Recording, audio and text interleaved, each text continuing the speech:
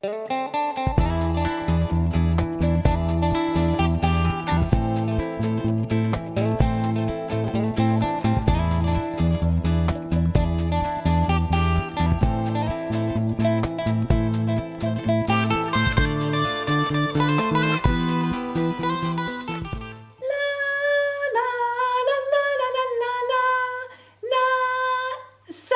Eric!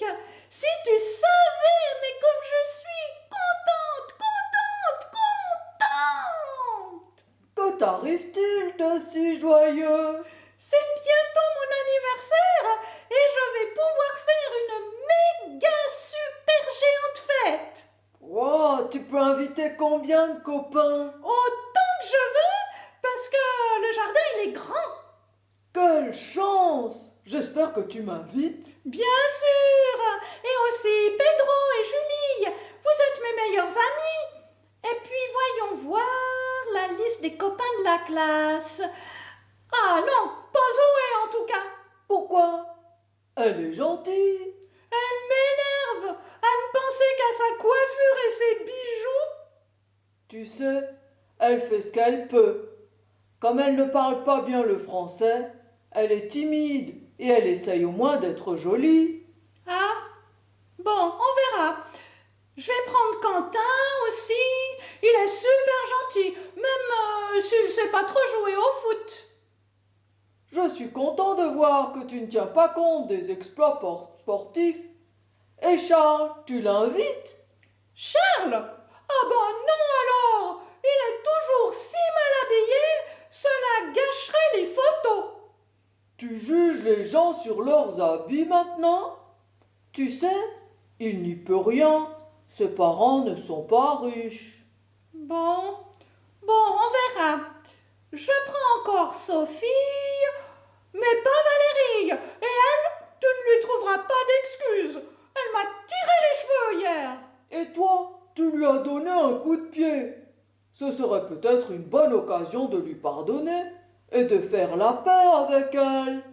Oh là là, tu m'énerves, Eric. À toujours vouloir être gentil, à vouloir que j'invite tout le monde.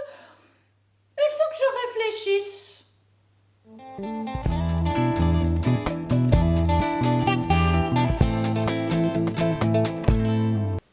Le verdict est sans appel.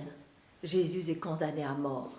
Et la mort, chez les Romains, c'était d'être cloué sur une croix.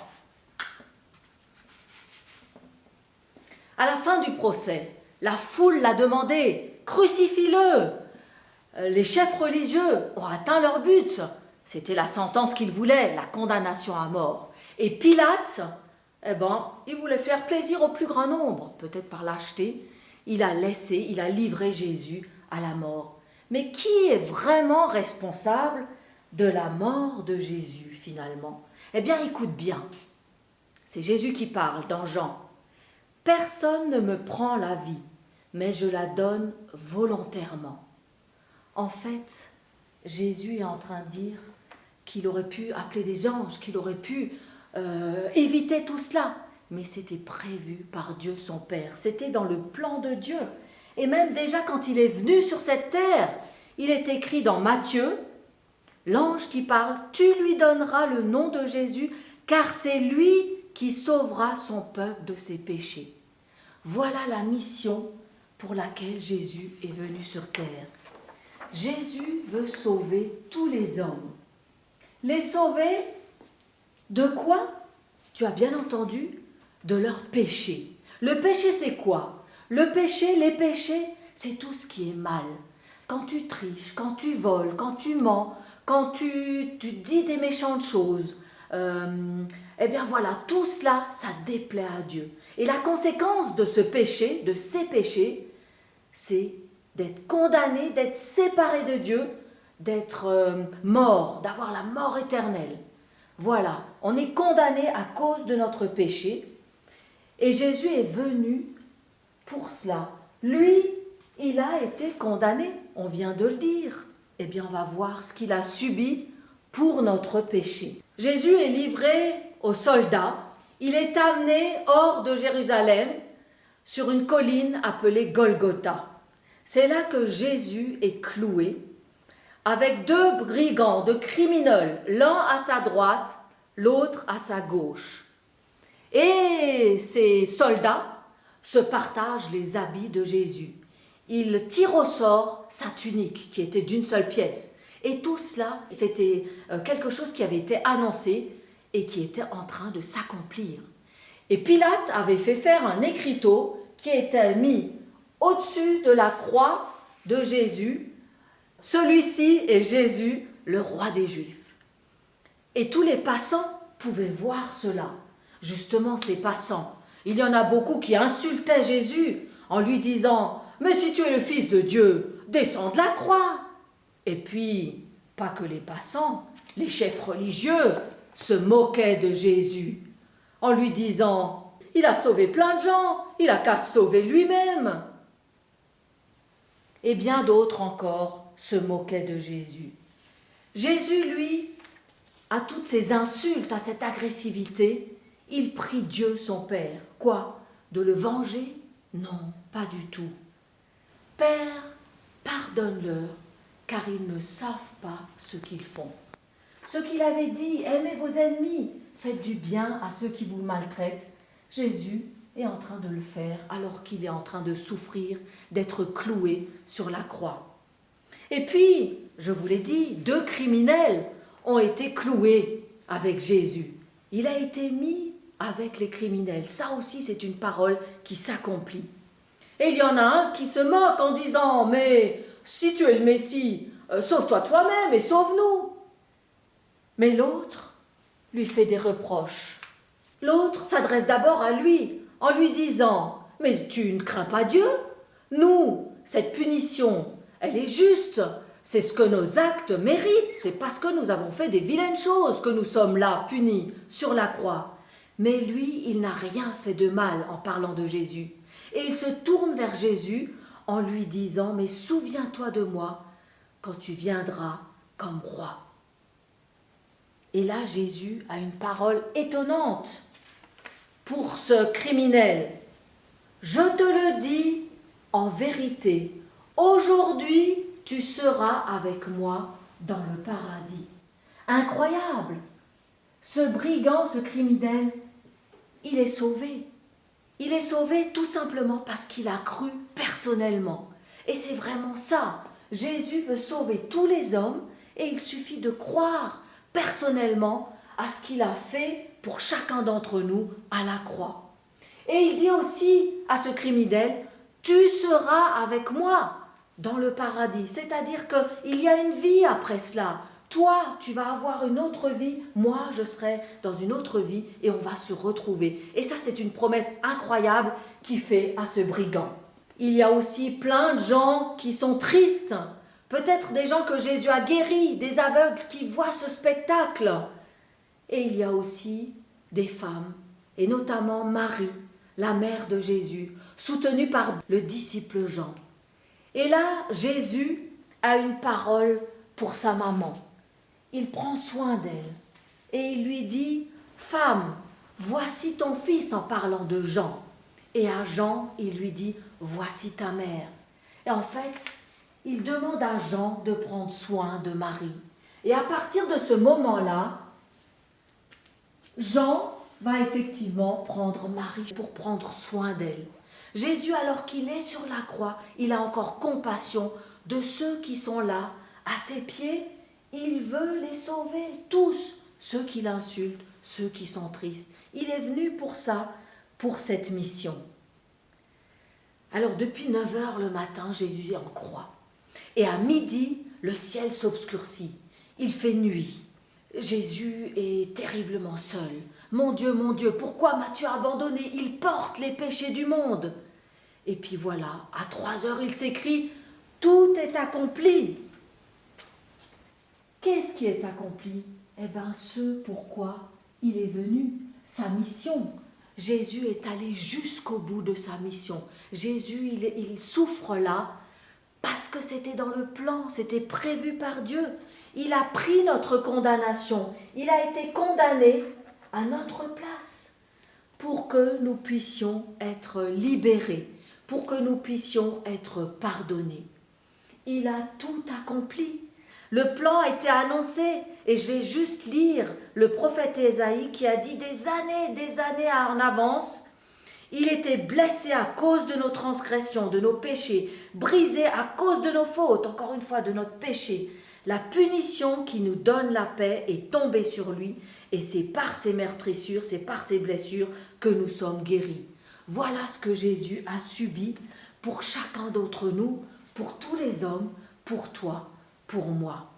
Et à ce moment-là, quand Jésus a rendu son dernier souffle, il y avait un rideau dans le temple qui séparait le lieu saint du lieu très saint. Et ce rideau, il se déchire de haut en bas.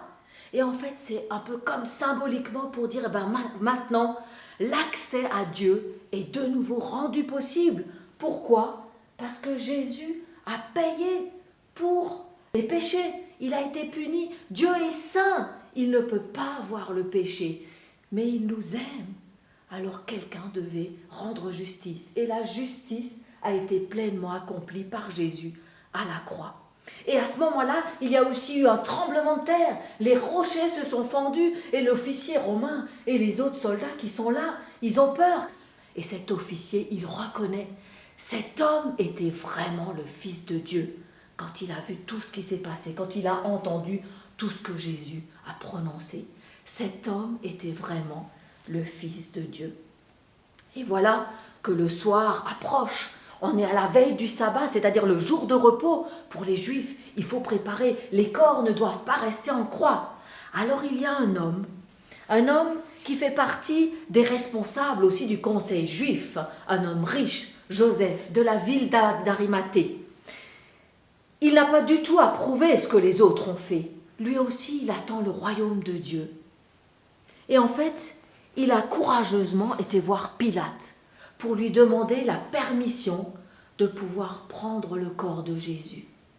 Et avec d'autres, il va prendre le corps de Jésus, l'emballer dans un drap et puis mettre quelques huiles parfumées, comme c'était la coutume chez les Juifs, et le mettre dans le tombeau qu'il s'était fait creuser pour lui, comme il était riche. Et voilà que Jésus est déposé dans ce tombeau qui est non loin de là. Ce tombeau, une grosse pierre est roulée devant. Et d'autres personnages sont allés voir Pilate. Ce sont les chefs religieux. Mais pourquoi ? Eux, ce qu'ils voulaient, c'est que le tombeau soit gardé. Ils demandent une garde à Pilate. Parce qu'ils ont dit, Jésus a dit que 3 jours après, il ressusciterait. Et ils ne veulent surtout pas que les disciples de Jésus puissent voler son corps. Alors voilà la garde qui est devant le tombeau. Jésus a tout accompli. Jésus est dans le tombeau. Jésus est mort pour chacun d'entre nous. Pour que nous puissions être libérés, pour que nous puissions être pardonnés.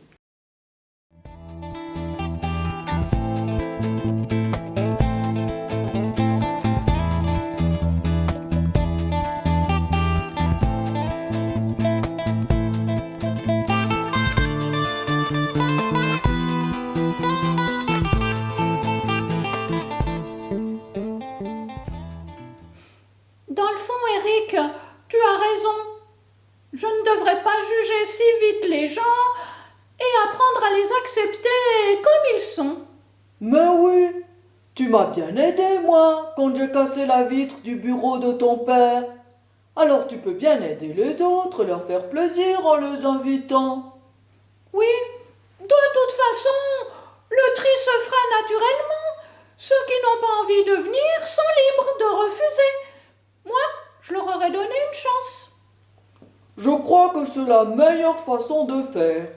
Une invitation générale pour montrer que tu aimes tout le monde et chacun est ensuite responsable de son choix. Je me demande qui va accepter ou pas.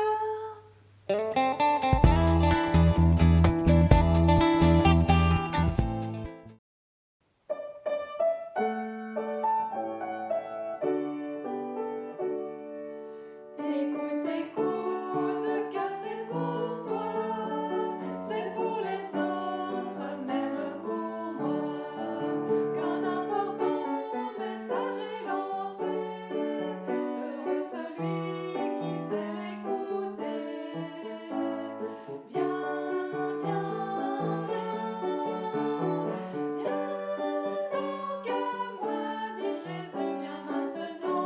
surtout n'attends pas. Viens maintenant, vers moi fais ce pas.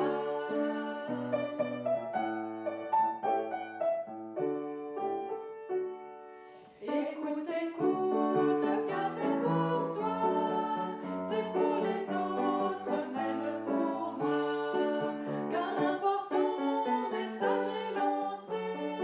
Heureux celui qui sait l'écouter. Viens, viens, donc à moi, dit Jésus, viens maintenant, surtout n'attends pas. Viens maintenant, vers moi fais ce pas.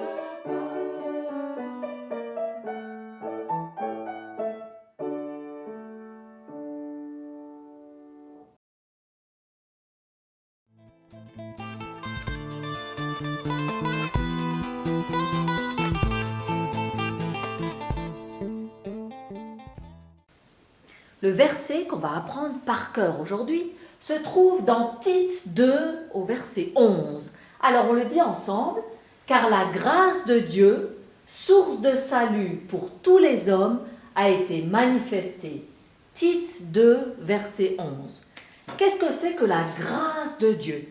Eh bien, quelqu'un qui est condamné, si on lui offre la grâce, ça veut dire qu'on va prendre sa condamnation, on va le libérer de sa punition, de sa condamnation. Et ce que Dieu fait, Dieu nous enlève cette condamnation. Pourquoi? Parce que quelqu'un d'autre a été condamné. C'est Jésus qui a été condamné à notre place. Et cela nous permet d'être sauvés, d'être libérés, d'être pardonnés. La justice de Dieu a été accomplie avec Jésus qui a pris notre condamnation et cela nous permet d'échapper à la mort, nous permet d'être libres, libérés. Alors on le dit ensemble, car la grâce de Dieu, source de salut pour tous les hommes, a été manifestée. Tite 2, verset 11.